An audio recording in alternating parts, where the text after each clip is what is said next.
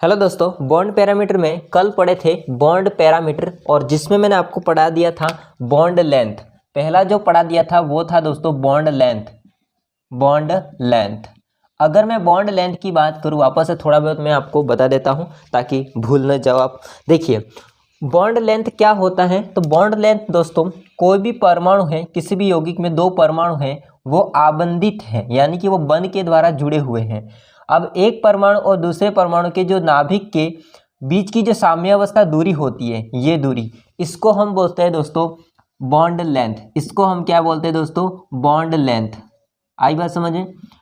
Bond length जो होती है दोस्तों, ये जितना आकार बड़ा होता है उतने बढ़ती जाती है और जितना आकार छोटा होता है उतनी कम होती जाती है। आई बात समझ में? इसके बाद में दोस्तों सेकंड हम लोगों ने पढ़ा था bond angle. Bond angle bond angle में हम लोगों ने पढ़ा था दोस्तों, कोई भी अणु होता है या यौगिक है उसमें जो दो आबंध है या दो बंध है उसके बीच में जो स्थित कोण होता है इसको हम बोलते हैं बंध कोण। जैसे आपका H2O है, उसमें देखिए इस टाइप से इसकी संरचना होती है, एक बंध ये रहा, एक बंध ये रहा। इन दोनों बंधों के बीच में जो कोण होगा इसको हम बोलते हैं दोस्तों बॉन्ड एंगल। क्या बोलते हैं? Bond angle. आ गई बात समझे? ये दो चीज़ मैंने आपको कल बताया था, साथ में बताया था दोस्तों उसको प्रभावित करने वाले कारक। ठीक है, अब हम समझते हैं इस वीडियो के अंदर तीसरा जो कि है दोस्तों बॉन्ड एंथैल्पी। तीसरा दोस्तों हम पढ़ेंगे बॉन्ड एंथैल्पी। बॉन्ड एंथैल्पी की अगर मैं बात करूं दोस्तों तो इसको बॉन्ड एनर्जी के नाम से भी जानते हैं, बॉन्ड एनर्जी भी कहते हैं, हिंदी में कहते हैं बंध ऊर्जा या बंध एंथैल्पी, आबंध एंथैल्पी या बंध एंथैल्पी। देखिए बॉन्ड एंथैल्पी क्या होती है। बॉन्ड एंथैल्पी कोई गैसीय अवस्था में दोस्तों, कोई गैसीय अवस्था में दोस्तों दो परमाणु के बीच जो बंध है, विशिष्ट जो बंध है, उस बंध को तोड़ने के लिए जो आवश्यक ऊर्जा होती है उस ऊर्जा को हम क्या कहते हैं दोस्तों? बॉन्ड एंथैल्पी कहते हैं। क्या कहते हैं? बॉन्ड एंथैल्पी कहते हैं। जैसे मैं इसका आपको एग्जाम्पल बताऊं, तो सिंपल है कि हमारे पास में H2 है गैस फॉर्म में, इसको मैं तोड़ रहा हूं H और H में, गैसीय फॉर्म में होगा ये। तो इसको तोड़ने के लिए H और H के बीच में जो बंध है, इस बंध को तोड़ने के लिए जो भी मुझे ऊर्जा आवश्यक होगी उस ऊर्जा को या जो ऊर्जा देनी पड़ेगी उस ऊर्जा को बॉन्ड एनर्जी या बॉन्ड एंथैल्पी कहते हैं, जो कि यहाँ पर डेल्टा H नॉट कितना हो जाएगा। तो यहाँ पे इसको तोड़ने के लिए 435.8 किलो कैलोरी प्रति मोल या किलो जूल प्रति मोल एनर्जी चाहिए। ठीक है, तो यहाँ पे आपको समझ में आ चुका है कि कोई भी गैसीय अवस्था में यौगिक है या अणु है, उस अणु में दो परमाणु के बीच में जो विशिष्ट बंध है इसको तोड़ने के लिए आवश्यक ऊर्जा को हम बॉन्ड या आबंध ऊर्जा या आबंध एंथैल्पी कहते हैं। इसको हम क्या कहेंगे? आबंध एंथैल्पी कहते हैं। देखिए एक एग्जांपल और समझते हैं हम लोग। जैसा हमारे पास में O2 है गैसीय फॉर्म में, ऑक्सीजन के बीच में डबल बॉन्ड होता है और यहाँ पे सिंगल बॉन्ड है। इसको तोड़ना है दो बंध को और ऑक्सीजन अलग हो जाएगा, तो इसके लिए जो भी एनर्जी चाहिए डेल्टा H नॉट, वो चाहिए दोस्तों 498 किलो जूल प्रति मोल। ठीक है, ये हमको एनर्जी देनी पड़ेगी। उसी प्रकार से यदि दोस्तों हमको नाइट्रोजन और नाइट्रोजन के मध्य ट्रिपल बॉन्ड होता है, गैसीय फॉर्म में है, इसको तोड़ना है, तो उसको तोड़ने के लिए जो एनर्जी चाहिए उस एनर्जी को हम बॉन्ड एंथैल्पी एनर्जी के नाम से जानते हैं। इसको तोड़ने के लिए 946 किलो जूल प्रति मोल एनर्जी चाहिए। ठीक है, तो यहाँ पे कुल मिला के आपको समझ में आ चुका होगा बॉन्ड एंथैल्पी क्या होती है। देखो यहाँ पे आप समझ चुके होंगे, जैसे जैसे बंद होता है इसकी संख्या बढ़ती जाती है, तो वैसे वैसे यहाँ पर एनर्जी होता है उसके मान में भी वृद्धि होती है। क्योंकि दोस्तों एक बंद को तोड़ने के लिए हमको इतनी ऊर्जा चाहिए, तो फिर यहाँ पर 2 बंद को तोड़ने के लिए उससे ज़्यादा एनर्जी चाहिए, और 3 बंद अगर तोड़ने हैं तो उससे हमको और ज़्यादा एनर्जी चाहिए। तो अगर बंद की संख्या बढ़ती है, जो बंदों की संख्या बढ़ती है, तो दोस्तों एनर्जी का मान भी बढ़ता है। आ गई बात समझ में? अब मैं इसकी डेफिनेशन को लिखता हूँ। दोस्तों इसकी डेफिनेशन यहाँ पर मैंने लिखी है, देखिए। गैसीय स्थिति में 2 परमाणु के बीच विशिष्ट आबंधों के 1 मोल को तोड़ने के लिए, यहाँ पर मैंने ये चीज़ मिसिंग की आपको बोलने में, हालांकि 1 मोल यहाँ पे इम्पोर्टेंट चीज़ है। वो कैसे, देखिए। जैसे मैं यहाँ पे बात करूँगा तो H2 जो है उसके आगे कुछ नहीं है, मतलब 1 है, तो H2 का यहाँ पे क्या है, 1 मोल। क्या है दोस्तों, 1 मोल। इसका भी कितना है, 1 मोल गैसीय फॉर्म में। इसका भी कितना है, 1 मोल। आ गई बात समझ में? अब 1 मोल को तोड़ने के लिए, 1 मोल को तोड़ने के लिए जो आवश्यक ऊर्जा है उसको आबंध एंथैल्पी कहते हैं। बाकी दोस्तों मैंने आपको यहाँ पे यूनिट तो बता ही दिए, तो इसका मात्रक जो होता है वो किलो जूल प्रति मोल या किलो कैलोरी प्रति मोल होता है। अब मैं इसके पढ़ाता हूँ प्रभावित करने वाले कारक। प्रभावित करने वाले कारक की अगर मैं बात करूँ दोस्तों, बता देता हूँ, कोई ज़्यादा कारक बड़े नहीं है, नीचे ही कर देता हूँ यहाँ पे। प्रभावित करने वाले कारक,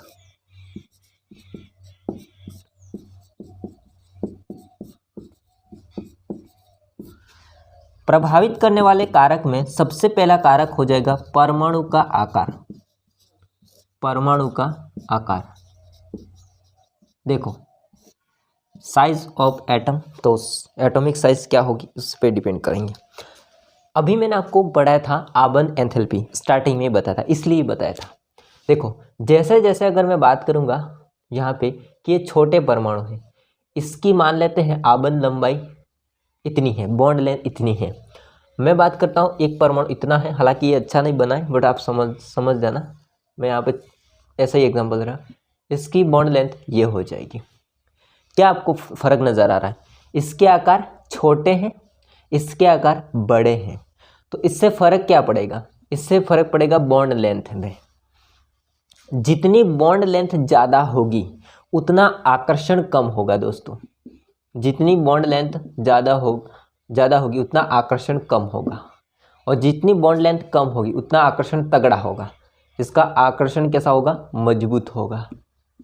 देखो अब इसको तोड़ने के लिए हमको ज़्यादा एनर्जी देनी पड़ेगी, और दोस्तों इसको तोड़ने के लिए हमको कम एनर्जी देनी पड़ेगी, क्योंकि वो दोस्तों दूर है परमाणु, मतलब कि आकर्षण इतना ज़्यादा नहीं है। छोटा है, बॉन्ड लेंथ कम है, इसलिए आकर्षण ज़्यादा होगा, इसलिए फिर इन बंध को तोड़ना इतना ही मुश्किल होगा, इसलिए एनर्जी ज़्यादा लगेगी। तो देखो परमाणु आकार अगर बढ़ता है, परमाणु आकार बढ़ता है, तो परमाणु आकार बढ़ने से बंध लंबाई होती है वो बढ़ती है, जिससे जिससे जिससे जो आपकी बॉन्ड एंथैल्पी होती है वो कम हो जाती है। तो अगर मैं डायरेक्ट बताऊं आपको, जो आपकी बॉन्ड एंथैल्पी होती है और दोस्तों जो आकार होता है वो दोनों आपस में व्युत्क्रमानुपाती होते हैं। कैसे होते हैं? व्युत्क्रमानुपाती होते हैं। तो मैं इसको लिखूं दोस्तों यहाँ पे, तो आबंध एंथैल्पी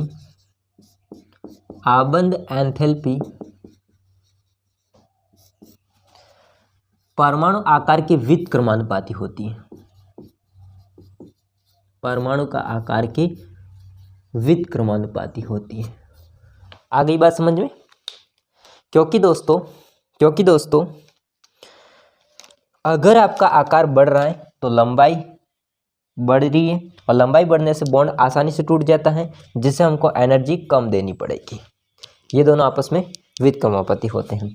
इसका मैं एग्जांपल आपको यहाँ पे बताता हूँ। देखिए यहाँ पे हो जाएगा HF HCl HI HCl HBr कर देता हूँ, सॉरी, HI। देखो सब में हाइड्रोजन सेम है इसलिए इसको देखना नहीं है। यहाँ पर फ्लोरीन है, इससे बड़ा आकार होता है क्लोरीन का, इससे बड़ा आकार होता है ब्रोमीन का, इससे बड़ा आकार होता है आयोडीन का। तो सबसे कम जो एंथैल्पी चाहिए वो किसकी चाहिए, किसको चाहिए? तो दोस्तों हाइड्रोजन और आयोडीन के जो बीच में बंध है वो इतना ज़्यादा मजबूत नहीं है, तो उसको तोड़ना आसान हो जाता है और यहाँ पर इसकी जो एंथैल्पी होती है वो सबसे कम होगी। तो सबसे ज़्यादा किसकी होगी? तो सबसे ज़्यादा हो जाएगी फ्लोरीन की, क्योंकि इसका आकार छोटा होता है। इससे कम इसकी, इससे कम इसकी, सबसे कम लास्ट वाले की। आ गई बात समझ में? अब इसके अलावा एक दूसरा कारक होता है प्रभावित करने वाला कारक। ठीक है, प्रभावित करने वाला कारक दूसरा कारक होता है, जो कि इसको मैं पहले बता चुका हूँ आपको, फिर भी यहाँ पे बता देता हूँ। देखिए कब बता चुके हो, तो अभी मैंने बताया था थोड़ी देर पहले। यहाँ पे कर रहा हूँ, आप लोग इसको, ये फर्स्ट पॉइंट है, यहाँ पे सेकंड पॉइंट कर रहा हूँ। वो है दोस्तों आबंधों की बहुलता। आबंधों की बहुलता। देखो मल्टीप्लिसिटी ऑफ बॉन्ड। बहुलता का मतलब होता है बंध की संख्या। यदि दोस्तों एक बंध है तो एनर्जी कम चाहिए, अगर 2 बंध है तो एनर्जी ज़्यादा चाहिए, 3 बंध है तो एनर्जी और ज़्यादा चाहिए। तो जैसे जैसे अगर आबंधों की बहुलता बढ़ती है, इसका मतलब होता है बंधों की संख्या बढ़ना। जैसे जैसे आबंधों की बहुलता बढ़ती है वैसे वैसे आबंध एंथैल्पी के मान में भी वृद्धि होती है। इसका मतलब आबंधों की बहुलता और आबंध एंथैल्पी दोनों समानुपाती होते हैं। दोनों कैसे होते हैं? समानुपाती होते हैं। तो मैं यहाँ पे इसको समझाऊं तो आबंधों की आबंध एंथैल्पी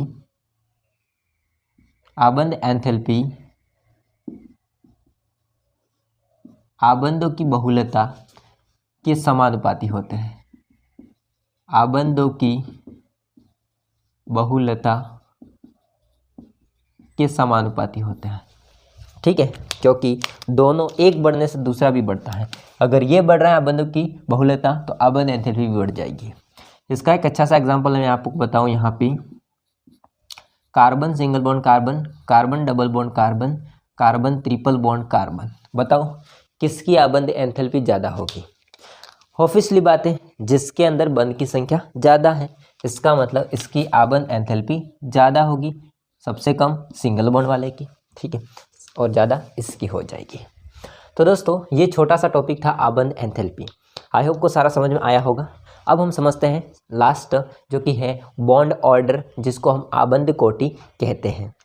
स्क्रीनशॉट ले लीजिए दोस्तों। ये सबसे जो बॉन्ड पैरामीटर है उसमें लास्ट टॉपिक है और सबसे आसान टॉपिक है, जो कि है आबंध कोटि बॉन्ड ऑर्डर। बॉन्ड ऑर्डर क्या होता है? तो सिंपल सी बात है, अभी मैंने आपको पढ़ाया था आबंधों की बहुलता। क्या पढ़ाया था? आबंधों की बहुलता। इसी से रिलेटेड टॉपिक है। देखिए हमारे पास में दोस्तों है H2, हमारे पास में है दोस्तों O2, हमारे पास में दोस्तों N2, इसके बाद हो जाता है CO, इसके बाद हो जाता है F2। देखो अगर दोस्तों आप ऐसे अणु देखते हो, उसके बीच में, दोनों परमाणु के बीच में अगर आप देखो तो हाइड्रोजन और हाइड्रोजन के बीच में सिंगल बॉन्ड होता है, ऑक्सीजन ऑक्सीजन के बीच में डबल बॉन्ड होता है, नाइट्रोजन नाइट्रोजन के बीच में ट्रिपल बॉन्ड होता है, CO कार्बन मोनोऑक्साइड में ट्रिपल बॉन्ड होता है, F2 जो कि फ्लोराइड आयन होता है, फ्लोराइड जो होता है इसमें सिंगल बॉन्ड होता है। ओके, इसके अलावा एक एग्जांपल और लेते हैं O2 2-, इसमें देखोगे तो सिंगल बॉन्ड होता है। ठीक है, इसके ऊपर माइनस होते हैं दोनों के ऊपर। देखो मैंने आपको यहाँ पे चीज़ समझाई है बॉन्ड की संख्या के बारे में। यहाँ पे दोस्तों 2 परमाणु हैं, उन 2 परमाणु के बीच में जो बंध की संख्या है वही कहलाती है बॉन्ड ऑर्डर। तो इसका जो बॉन्ड ऑर्डर होगा, इसका जो बॉन्ड ऑर्डर होगा वो कितना हो जाएगा 1। इसका जो बॉन्ड ऑर्डर होगा वो कितना हो जाएगा 2। इसका बॉन्ड ऑर्डर कितना हो जाएगा 3। इसका बॉन्ड ऑर्डर कितना होगा 3। इसका बॉन्ड ऑर्डर कितना होगा 1। इसका बॉन्ड ऑर्डर कितना होगा 1। जो बंध की संख्या है वही कहलाती है दोस्तों आबंध कोटि। तो किसी अणु में 2 परमाणु के मध्य आबंधों की संख्या को हम क्या कहते हैं आबंध कोटि कहते हैं। इसके अलावा दोस्तों आपको मैं एग्जांपल दे रहा हूं जो कि है इसका आप लोग कमेंट करके बताना, ठीक है। किसका? तो NO+ का कितना होगा वो कमेंट करके बताना, ठीक है। इसके अलावा एक एग्जांपल और बता देता हूं मैं, Br2 का बता देना, ओके। तो दोस्तों ये टॉपिक था, आई होप को सारा समझ में आया होगा बॉन्ड पैरामीटर। तो बॉन्ड पैरामीटर यहाँ से फिनिश हो जाते हैं। अब टॉपिक नेक्स्ट हम पढ़ेंगे नेक्स्ट वीडियो से। बाकी कैसा लगा है ये वीडियो ये कमेंट करके बताएगा। वीडियो अच्छा लगा लाइक करना, चैनल को सब्सक्राइब नहीं कर देना। मिलते नेक्स्ट वीडियो में, तब तक के लिए जय हिंद, वंदे मातरम। स्क्रीनशॉट ले लो।